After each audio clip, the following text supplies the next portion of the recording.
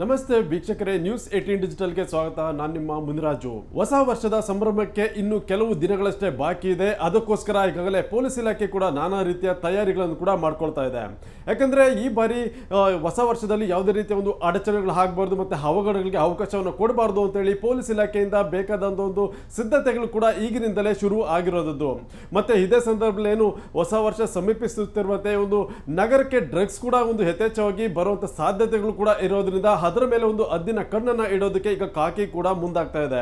ಹಾಗಾದ್ರೆ ಯಾವ ರೀತಿ ತಯಾರಿಗಳು ನಡೀತಾ ಇದೆ ಮತ್ತೆ ಏನೆಲ್ಲ ಒಂದು ಪೊಲೀಸರು ಕಸರತ್ತುಗಳನ್ನ ಮಾಡ್ತಿದ್ದಾರೆ ಅನ್ನೋದ್ರ ಬಗ್ಗೆ ಕಂಪ್ಲೀಟ್ ಡೀಟೇಲ್ಸ್ ಅನ್ನ ನಾನು ನಿಮ್ಗೆ ಕೊಡ್ತೀನಿ. ಅದಕ್ಕೂ ಮುನ್ನ ನೀವು ನಮ್ಮ ಯೂಟ್ಯೂಬ್ ಚಾನಲ್ ಅನ್ನ ಸಬ್ಸ್ಕ್ರೈಬ್ ಮಾಡಿ, ಫಾಲೋ ಮಾಡಿ ಮತ್ತೆ ಬೆಲ್ ಬಟನ್ ಅನ್ನ ಒತ್ತಿ.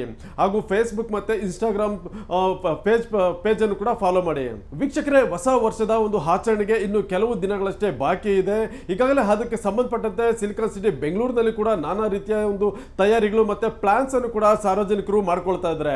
ಅದರಲ್ಲೂ ಏನು ಹೊಸ ವರ್ಷದ ಒಂದು ಸೆಲೆಬ್ರೇಷನ್ ಮಾಡೋದಕ್ಕೋಸ್ಕರ ಒಂದು ಕೆಲವು ಬೇರೆ ಬೇರೆ ಒಂದು ಪಬ್ ಇರ್ಬೋದು, ರೆಸಾರ್ಟ್ಸ್ ಇರ್ಬೋದು, ಹೋಟೆಲ್ಸ್ ಇರ್ಬೋದು, ಮತ್ತೆ ಬೇರೆ ಬೇರೆ ಒಂದು ಕಡೆಗಳಲ್ಲಿ ಒಂದು ಅಗತ್ಯ ಒಂದು ತಯಾರಿಗಳನ್ನು ಕೂಡ ಅವರು ಮಾಡ್ಕೊಳ್ತಾ ಇದ್ದಾರೆ. ಯಾಕಂದ್ರೆ ಇದೊಂದು ದೊಡ್ಡ ಈವೆಂಟ್ ಆಗಿರುತ್ತೆ. ಮತ್ತೆ ಆ ಒಂದು ಸಂದರ್ಭದಲ್ಲಿ ಸಾಕಷ್ಟು ಒಂದು ದೊಡ್ಡ ಮಟ್ಟದ ಒಂದು ಮನೋರಂಜನಾ ಕಾರ್ಯಕ್ರಮಗಳನ್ನು ಆಯೋಜನೆ ಮಾಡಬೇಕು. ಮತ್ತೆ ಸಾರ್ವಜನಿಕರಿಗೆ ಒಂದು ಹೆಚ್ಚಿನ ಒಂದು ಎಂಟರ್ಟೈನ್ಮೆಂಟ್ ಕೊಡುವಂತ ಸಲುವಾಗಿ ಕೂಡ ಒಂದು ಬೇಕಾದ ಒಂದು ಸಿದ್ಧತೆಗಳು ಕೂಡ ನಡೀತಾ ಇದಾವೆ.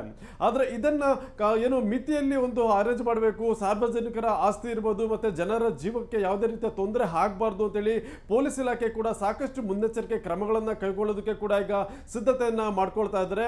ಯಾಕಂದ್ರೆ ಕಳೆದ ಬಾರಿ ಕೂಡ ತುಂಬಾ ಅಚ್ಚುಕಟ್ಟಾಗಿ ಹೊಸ ವರ್ಷವನ್ನ ಆಚರಣೆ ಮಾಡಲಾಗಿತ್ತು. ಯಾವುದೇ ರೀತಿಯ ಒಂದು ಗಲಭೆ ಆಗಲಿ ಅಥವಾ ಗಲಾಟೆ ಆಗಲಿ ಅಥವಾ ಸಣ್ಣ ಪುಟ್ಟ ಏನು ಕೆಲವು ಘಟನೆಗಳನ್ನ ಹೊರತುಪಡಿಸಿದ್ರೆ ಹಿಂದೆ ಉಳಿದಂತೆ ಯಾವುದೇ ರೀತಿಯ ತೊಂದರೆ ಕಿರುಕುಳ ಅಂತ ಪ್ರಕರಣಗಳು ಕೂಡ ವರದಿ ಆಗಿರಲಿಲ್ಲ. ಅದೇ ರೀತಿಯಾಗಿ ಈ ಬಾರಿ ಕೂಡ ಒಂದು ಅಚ್ಚುಕಟ್ಟಾಗಿ ಒಂದು ಹೊಸ ವರ್ಷದ ಒಂದು ಸೆಲೆಬ್ರೇಷನ್ಗೆ ಒಂದು ಬೇಕಾದಂತ ಒಂದು ಸಿದ್ಧತೆಗಳನ್ನ ಈಗಲಿಂದಲೇ ಒಂದು ಪೊಲೀಸ್ ಇಲಾಖೆ ಮಾಡ್ಕೊಳ್ತಾ ಇದೆ.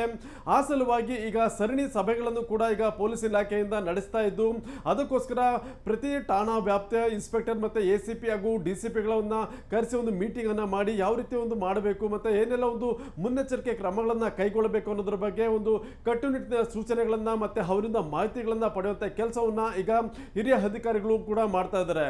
ಯಾಕಂದ್ರೆ ಈ ಬಾರಿ ಕೂಡ ಏನು ಹೊಸ ವರ್ಷದ ಸಂದರ್ಭದಲ್ಲಿ ಬೆಂಗಳೂರಿನಲ್ಲಿ ಯಾವುದೇ ರೀತಿಯ ಒಂದು ಇನ್ಸಿಡೆಂಟ್ಸ್ ಆಗಬಾರ್ದು ಮತ್ತೆ ಕಿರುಕುಳ ದೌರ್ಜನ್ಯ ಅಂತ ಪ್ರಕರಣಗಳು ಕೂಡ ಏನು ಕಂಟ್ರೋಲ್ ಮಾಡಬೇಕು.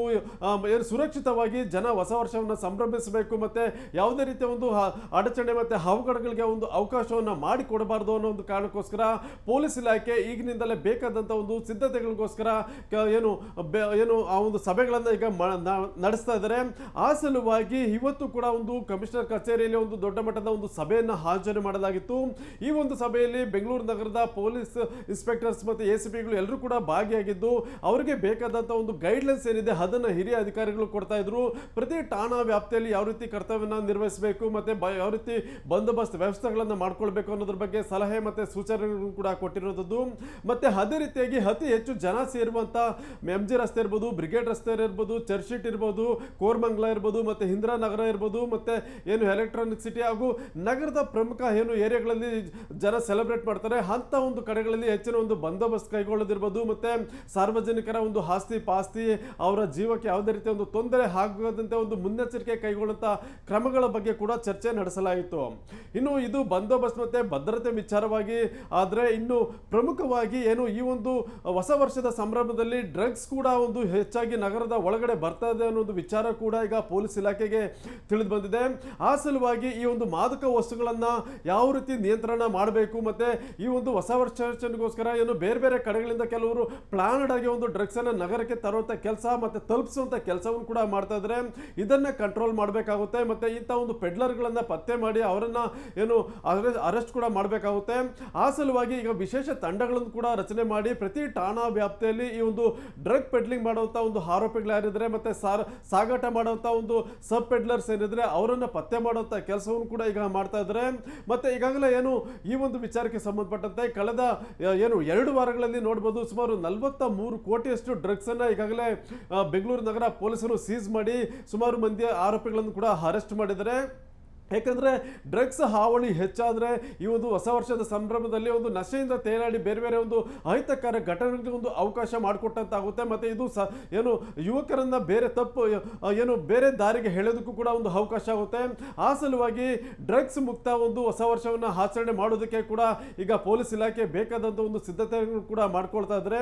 ಈಗಾಗಲೇ ಏನು ನಗರಕ್ಕೆ ಬೇರೆ ಬೇರೆ ಒಂದು ಮಾರ್ಗಗಳಿಂದ ಒಂದು ಡ್ರಗ್ಸ್ ಸಪ್ಲೈ ಮಾಡುವಂಥ ಜಾಲಗಳೇನಿದೆ ಅವುಗಳನ್ನು ಪತ್ತೆ ಮಾಡಿ ಅವ್ರ ಮೇಲೆ ನಿಗಾ ಇಡುವಂಥ ಕೆಲಸ ಕೂಡ ಈಗ ಬೆಂಗಳೂರು ನಗರ ಪೊಲೀಸರು ಮತ್ತೆ ಸಿಸಿಬಿ ಪೊಲೀಸರು ಕೂಡ ಜಂಟಿಯಾಗಿ ಈಗ ಮಾಡ್ತಾ ಇರೋದು. ಆ ಸಲುವಾಗಿ ಕಳೆದ ಏನು 2-3 ಏನು ಪ್ರಕರಣಗಳೇನಿದೆ ಅದರಲ್ಲಿ ಒಂದು ಪ್ರಕರಣದಲ್ಲಿ ಸುಮಾರು 23 ಕೋಟಿಯಷ್ಟು ಡ್ರಗ್ಸ್ ಅನ್ನ ಪತ್ತೆ ಮಾಡಿದರೆ, ಮತ್ತೊಂದು ಪ್ರಕರಣದಲ್ಲಿ ಸುಮಾರು 18 ಕೋಟಿಯಷ್ಟು ಡ್ರಗ್ಸ್ ಅನ್ನ ಪತ್ತೆ ಮಾಡಿ ಅದನ್ನ ಜಪ್ತಿ ಮಾಡುವಂತ ಕೆಲಸವನ್ನು ಕೂಡ ಮಾಡಿದ್ದಾರೆ. ಮತ್ತೆ ಇವೆಲ್ಲವೂ ಕೂಡ ಹೊಸ ವರ್ಷದ ಸಲುವಾಗಿ ಬೆಂಗಳೂರು ನಗರಕ್ಕೆ ಸರಬರಾಜು ಆಗ್ತಾ ಇತ್ತು ಅನ್ನೋ ವಿಚಾರ ಕೂಡ ಈಗ ಬೆಳಕಿಗೆ ಬರ್ತಾ ಇರೋದು. ಇದು ದೆಹಲಿ ಇರ್ಬೋದು ಮತ್ತೆ ದೇಶದ ಬೇರೆ ಬೇರೆ ನಗರಗಳಿಂದ ಬೆಂಗಳೂರಿಗೆ ಸಪ್ಲೈ ಆಗ್ತಿದ್ದಂಥ ಒಂದು ಮಾದಕ ವಸ್ತುಗಳು ಕೂಡ ಆಗಿದ್ದು, ಆ ಒಂದು ಜಾಲವನ್ನು ಪತ್ತೆ ಮಾಡಿ ಅವರನ್ನ ಏನು ಈ ಒಂದು ಚೈನ್ ಲಿಂಕ್ ಏನಿದೆ ಅದನ್ನು ಬ್ರೇಕ್ ಮಾಡುವಂಥ ಕೆಲಸಕ್ಕೂ ಕೂಡ ಈಗಾಗಲೇ ಪೊಲೀಸ್ ಇಲಾಖೆ ಕೂಡ ಮಾಡ್ತಾ ಇದ್ದಾರೆ. ಮತ್ತೆ ಈಗಾಗಲೇ ನಗರದಲ್ಲಿ ಈ ಒಂದು ಸಬ್ ಪೆಡ್ಲರ್ಸ್ ಯಾರಿದ್ರೆ ಅವರನ್ನ ಪತ್ತೆ ಮಾಡಿ ಆ ಒಂದು ಜಾಲಗಳನ್ನು ಕಟ್ ಮಾಡುವಂಥ ಕೆಲಸವನ್ನು ಕೂಡ ಈಗಾಗಲೇ ಪೊಲೀಸ್ ಇಲಾಖೆಯಿಂದ ನಡೀತಾ ಇರೋದು. ಮತ್ತೆ ಕಾನೂನು ಸುವ್ಯವಸ್ಥೆ ಇರ್ಬೋದು ಮತ್ತೆ ಸಂಚಾರ ವ್ಯವಸ್ಥೆಯಲ್ಲಿ ಯಾವ ರೀತಿ ಏರ್ಪಾಡನ್ನು ಮಾಡಬೇಕು, ಮತ್ತೆ ಅವತ್ತು ನ್ಯೂ ಇಯರ್ ದಿನ ರಾತ್ರಿ ಯಾವ ರೀತಿ ಒಂದು ಟ್ರಾಫಿಕ್ ಮ್ಯಾನೇಜ್ಮೆಂಟ್ ಇರಬೇಕು, ಈ ಎಲ್ಲ ವಿಚಾರಗಳ ಸಲುವಾಗಿ ಚರ್ಚೆ ಮಾಡೋದಕ್ಕೆ ಈಗ ನಗರ ಪೊಲೀಸ್ ಅಧಿಕಾರಿಗಳು ಸಭೆ ಮೇಲೆ ಸಭೆಯನ್ನು ಕೂಡ ಮಾಡ್ತಾ ಇದ್ದಾರೆ. ಮತ್ತೆ ಈಗಿನಿಂದಲೇ ಒಂದು ಅಗತ್ಯ ಕ್ರಮಗಳು ಯಾವ ರೀತಿ ಕೈಗೊಳ್ಳಬಹುದು ಅನ್ನೋದ್ರ ಬಗ್ಗೆ ಒಂದು ಪ್ಲಾನಿಂಗ್ ಮತ್ತೆ ರೂಪುರೇಷೆಗಳನ್ನ ತಯಾರಿ ಮಾಡುವಂತ ಕೆಲಸ ಕೂಡ ಈಗ ಬೆಂಗಳೂರು ಪೊಲೀಸರು ಮಾಡ್ತಾ ಇದ್ದಾರೆ. ಇದು ಇವತ್ತಿನ ವಿಶೇಷ. ಮುದ್ದೆ ಇದೇ ರೀತಿಯ ಸುದ್ದಿಗೋಸ್ಕರ ನೋಡ್ತಾ ಇರಿ ನ್ಯೂಸ್ 18 ಡಿಜಿಟಲ್ ಕನ್ನಡ. ನಿರ್ಭೀತ, ನಿಷ್ಪಕ್ಷಪಾತ, ವಿಶ್ವಾಸಾರ್ಹ ಸುದ್ದಿಗಳಿಗೆ ಮತ್ತೊಂದು ಹೆಸರಾಗಿರುವ ನ್ಯೂಸ್ 18 ಕನ್ನಡ ಈಗ ಆಪ್ನಲ್ಲೂ ಲಭ್ಯವಿದೆ. ದಯವಿಟ್ಟು ಇಲ್ಲಿರುವ QR ಕೋಡ್ ಅನ್ನು ಸ್ಕ್ಯಾನ್ ಮಾಡಿಕೊಂಡು ಆಪ್ ಡೌನ್ಲೋಡ್ ಮಾಡೋದಕ್ಕೆ ಮರಿಬೇಡಿ. ನಿಮ್ಮ ಬೆಂಬಲ ಹೀಗೆ ಸದಾ ನಮ್ಮೊಂದಿಗಿರಲಿ. ಧನ್ಯವಾದ.